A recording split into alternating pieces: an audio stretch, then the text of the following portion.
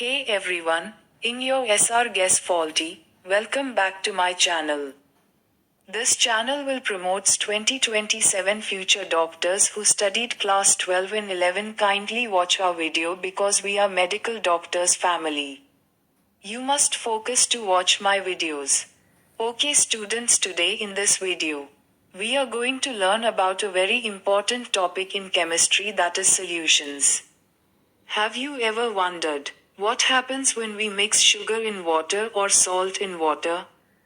That's a solution, so let's understand it in a very simple way. I start first definition of solution. Can you tell first, what is a solution? A solution is formed when two or more chemically non-reacting substances are mixed together and they form a homogeneous mixture. The important point to remember here is, no chemical reaction occurs in a solution. They just mix physically, not chemically. This is the definition only. The next one is types based on components. Now, solutions can also be classified based on the number of components.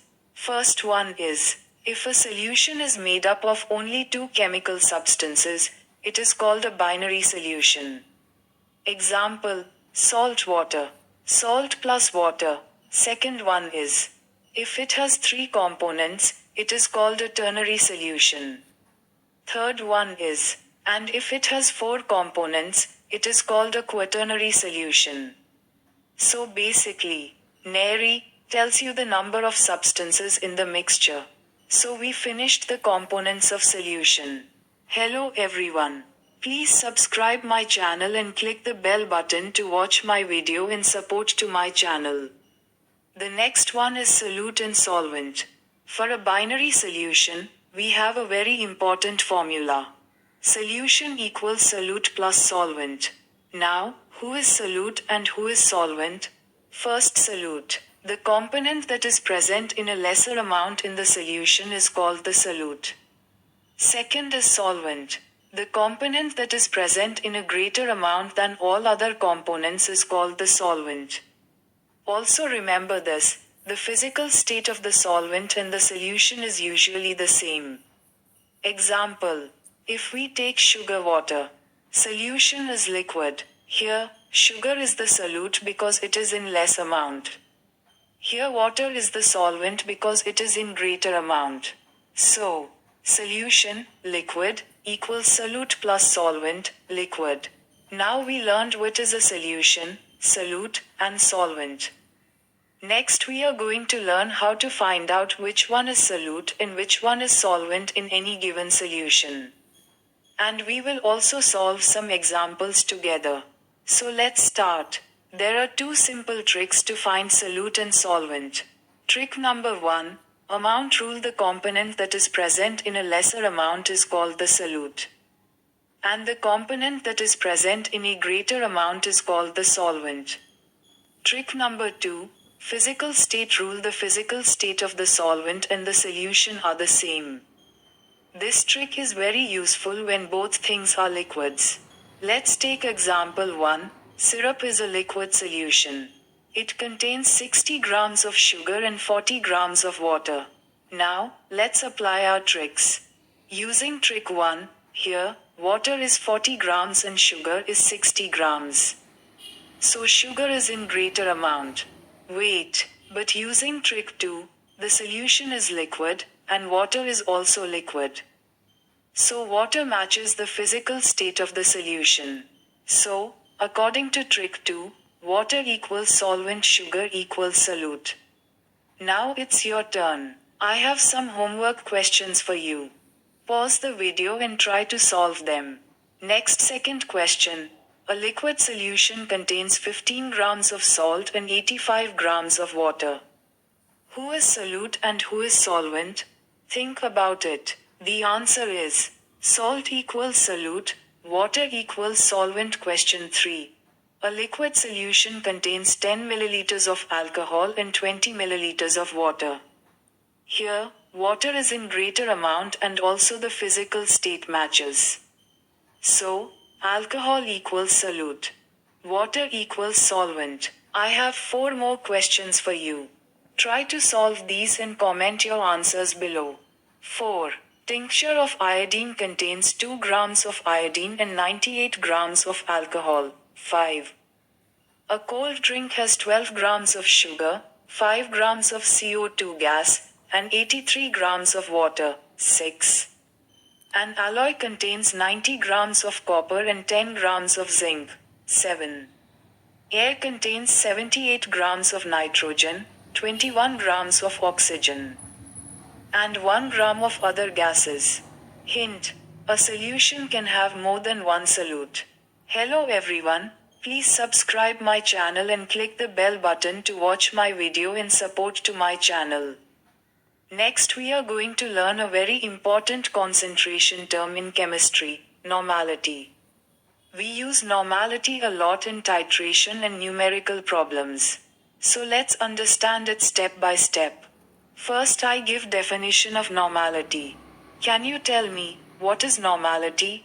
Normality of a solution is defined as the number of gram equivalents of solute present in 1 liter of the solution. It is represented by the letter N.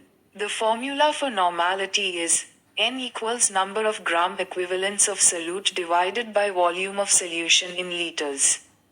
We can also write it as N equals mass of solute in grams divided by equivalent mass times volume of solution in liters. From formula, what is equivalent mass now? To find normality we need something called equivalent mass. Equivalent mass, or M, is given by M equals molar mass divided by N factor. So the most important thing here is asterisk N factor asterisk. Let's see what it is. How to find N factor? The N factor depends on the type of substance. Case 1. For acids. For acids, N factor equals basicity. Basicity means the number of H plus ions that the acid can donate. Example 1. HCl and hydrogen nitrate. They donate 1 H plus ion. So N factor equals 1. Example 2. Hydrogen sulfate. It donates 2 H plus ions. So N factor equals 2. Example 3. Hydrogen phosphate. This is a special case. Even though it has 3 hydrogens, only 2 of them are replaceable. So N factor equals 2, not 3. Case 2. For bases. For bases, N factor equals acidity. Acidity means the number of O ions that the base can donate. Example 1. Sodium hydroxide. It gives 1 O ion. So N factor equals 1. Example 2. Calcium hydroxide. It gives 2 OH ions. So N factor equals 2. Case 3. For redox reactions. For oxidation and reduction reactions, N factor equals change in oxidation state. Example 1. Manganese 8 oxide to Mn2+. The change in oxidation state is 5. So N factor equals 5. Example 2. Cr2O72 to Cr3+. The change in oxidation state is 6. So N factor equals 6. Before students we learned about normality. Now we are going to learn another very important term, molarity. We will also see the difference between molarity and normality, and solve one numerical problem. Let's start. Definition of molarity. Molarity of a solution is defined as the number of moles of solute present in 1 liter of the solution. It is represented by M. The formula for molarity is M equals number of moles of solute divided by volume of solution in liters. We can also write it in 2 other forms. First, formula 1. If volume is in milliliter, M equals NB times 1000 divided by V in milliliter. Formula 2. If we have mass, M equals WB times 1000 divided by MB times V in milliliter. Here, WB equals mass of solute, MB equals molar mass of solute. Next comparison, NVSM. Students often get confused between N and M. Let's see the difference. Normality, N, molarity, M, formula N equals WB times N factor divided by MB times V in L. M equals WB divided by MB times V, L. Based on gram equivalence, moles key factor depends on N factor, does not depend on N factor. Also remember this important relation. Normality, N, equals molarity, M, times N factor. Let's solve an example. Question. 1 gram of urea is present in 500 milliliters of solution. Find molarity and normality. Step 1. Find molarity, M. We know molar mass of urea equals 60 grams. M equals 1 gram times 1000 divided by 60 grams times 500 milliliters equals 130 equals 0.033 m. Step 2. Find normality, N, for urea. N factor equals 1 because it doesn't donate H plus, or ON equals M times N factor equals 0.033 times 1 equals 0.033 N. So for urea, molarity and normality are the same. Important note, both normality and molarity are temperature dependent. Why? Because volume changes with temperature. So if temperature changes, M and N will also change. So that's all about molarity for today. We learned the definition, formula, difference from normality, and solved one problem. If you understood this topic, please like this video and subscribe to my channel. Comment below, do you want me to take more numericals on M and N in the next video? Hey everyone, take some water. Welcome back to watch this video. We have already learned about molarity and normality. Now we are going to learn the third concentration term, formality. This is not mention your CBSE NCERT class 11 book, but in NEET or medical entrance exam it will come indirectly, ask some question, not directly come your question paper. Formality is this term is mostly used for ionic compounds. So let's understand it in a simple way. Definition of formality. Formality of a solution is defined as the number of gram formula mass units of solute present per liter of the solution. It is represented by F.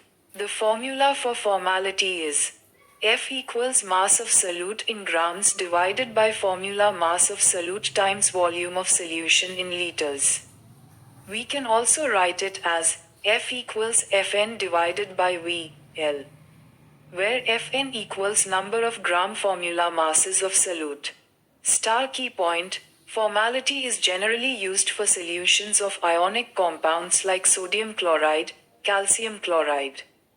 Why? Because ionic compounds don't exist as molecules in solution. They dissociate into ions. Let's take two examples. Example 1. Sodium chloride dissociates as sodium chloride right pointing arrow Na plus Cl formula mass of sodium chloride equals 58.5. So here, one formula unit gives one sodium chloride unit. If we have 58.5 grams in 1L, then F equals 1F. Example 2. CH3COOH, acetic acid. This is a molecular compound. If it associates, formula mass equals 120. So F equals 60 halves equals 30. If it dissociates, CH3COOH right pointing arrow CH3COO plus H formula mass equals 60. So F equals 60 halves equals 30, but usually for acids we use molarity. PART3 relation with molarity. Now the most important relation, F equals M times I here, I equals Van 't Hoff factor. It tells you how many particles the solute forms in solution. For example, 3m sodium chloride right pointing arrow Na plus Cl, so I equals 2, therefore, F equals 3 times 2 equals 6F. Now your turn. This is a homework question. Question. 3m calcium chloride right pointing arrow Ca squared plus 2Cl find formality for 1. Calcium chloride equals 2. Asterisk Cl ion equals. Hint. For calcium chloride, I equals 1. So F equals 3 times 1 equals 3F for Cl ion, I equals 2. So F equals 3 times 2 equals 6F. Comment your answer below. So to summarize, use molarity for molecular compounds, use normality for acids, bases and redox, use formality for ionic compounds. If this video helped you, don't forget to like, share, and subscribe. In the next video, we will solve numerical problems on all three.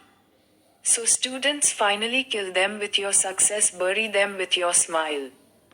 In you with all, so don't lose to watch and no fear to attend the exam in exam hall. Thank you for watching. Bye.